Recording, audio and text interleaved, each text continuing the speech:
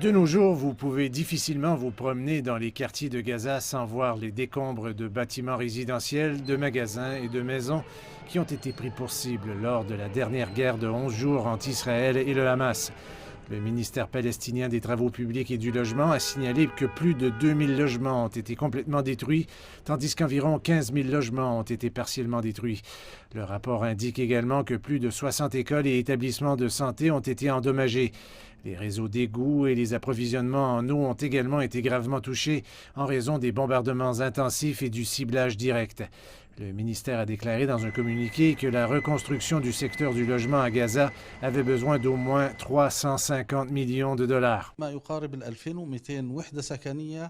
Environ 2200 logements ont été complètement détruits à Gaza. Les familles devaient y être hébergées dans des appartements et des abris temporaires. Nous travaillons à accélérer le processus de reconstruction en discutant des mécanismes appropriés avec les pays donateurs pour commencer dès que possible. Selon le ministère palestinien de la Santé, 253 Palestiniens ont été tués, dont 66 enfants, 38 femmes et 17 personnes âgées, alors que plus de 1900 blessés ont été signalés. Les responsables de la santé à Gaza disent qu'Israël a ciblé les installations médicales et le personnel médical. Il y a de très graves dommages aux établissements de santé, où plus de 84 centres de santé ont été ciblés, y compris des cliniques ambulatoires et des centres dédiés au coronavirus. Le tout à cause des bombardements israéliens intensifs. La valeur des dommages causés au secteur de la santé s'élevait à 4 200 000 dollars. Pendant ce temps, la situation économique à Gaza semble désastreuse. Malgré les dons, il faudra peut-être de nombreuses années pour reconstruire les usines locales détruites.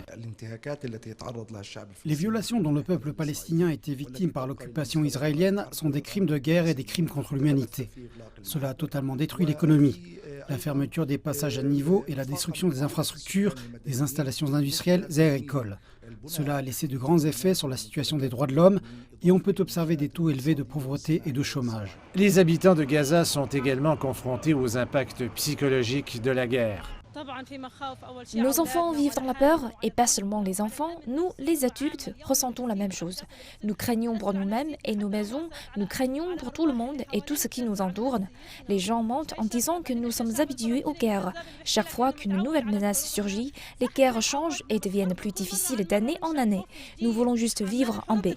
La communauté internationale cherche à accélérer le démarrage de la reconstruction à Gaza, mais Israël veut lier le processus à la libération des soldats israéliens capturés par le Hamas à Gaza, en plus de garanties pour empêcher les factions armées d'utiliser les fonds de reconstruction pour renforcer leur armement, ce qui complique le processus de reconstruction et ouvre la porte à des possibilités de nouvelles éclosions de conflits.